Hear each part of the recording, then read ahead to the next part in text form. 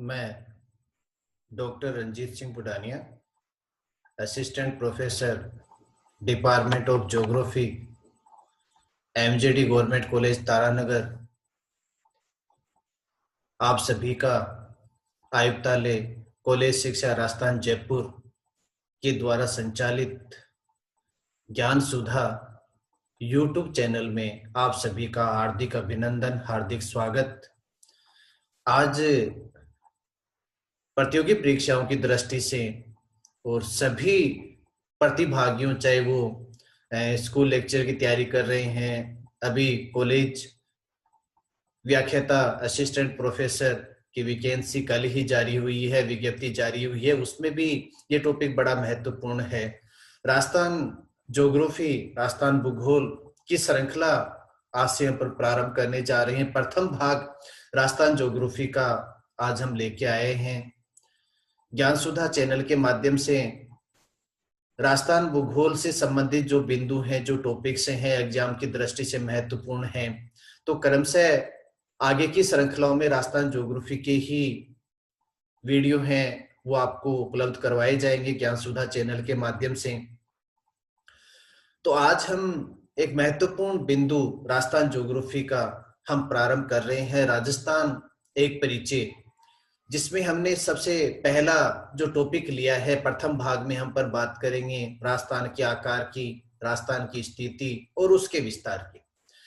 राजस्थान का परिचय प्रारंभ करें तो ऐतिहासिक पृष्ठभूमि से इसका प्रारंभ करना चाहेंगे। ऐतिहासिक पृष्ठभूमि किसके रूप में कि राजस्थान का जो नामकरण है वो कैसे हुआ, कैसे राजस्थान शब्द का उपयोग पुराने ग्रंथों में किया गया है, उसकी बात करें तो एक प्रारंभिक क्वेश्चन निकल के आता है। सबसे पहला क्वेश्चन आता है, कई एग्जाम्स में पूछा हुआ भी है कि राजस्थान है वो भारत के कौन से भाग में स्थित है। तो राजस्थान भारत के कौन से भाग में स्थित है, यहाँ भारत का मानचित्र, इंडिया का मैप आप देख रहे हैं, उसमें राजस्थान की जो लोकेशन है येलो कलर में आपको दिखाई दे रहा है राजस्थान, ये राजस्थान की लोकेशन है। तो राजस्थान भारत के कौन से भाग में है, कई विद्यार्थियों का सीधा सा ध्यान जाता है कि राजस्थान है वो भारत के पश्चिम में है, क्योंकि वो दिशाओं की यदि अपन बात करते हैं तो मूल रूप से लगभग विद्यार्थी मानते हैं कि चार दिशाएं, कि उत्तर है, दक्षिण है, पूर्व है,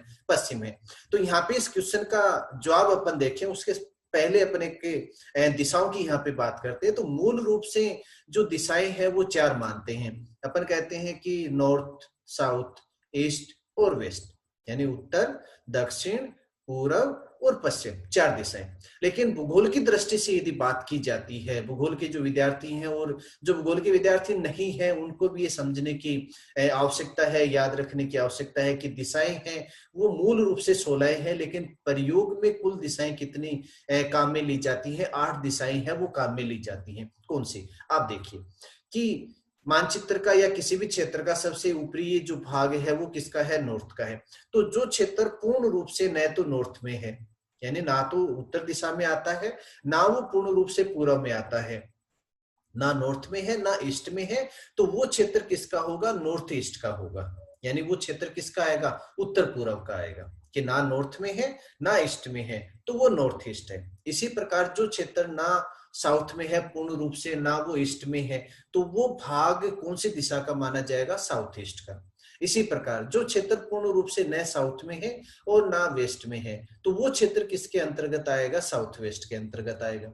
जो क्षेत्र ना तो पूर्ण रूप से नॉर्थ में है ना वेस्ट में है, तो वो क्षेत्र किसके अंतर्गत आएगा, नॉर्थ वेस्ट में, यानी उत्तर, उत्तर पूर्व, पूर्व, दक्षिण पूर्व, दक्षिण, दक्षिण पश्चिम, पश्चिम और उत्तर पश्चिम। अब यहाँ पे भारत के मानचित्र को एक बार आप रख के देखिए कि भारत का ये सबसे उत्तरी जो भाग है किसका, जम्मू कश्मीर, हिमाचल प्रदेश, पंजाब का ये जो भाग है, यहाँ पे आप देखिए जम्मू कश्मीर, हिमाचल प्रदेश, पंजाब, ये जो भाग है वो कौन सी दिशा में आता है, उत्तर में।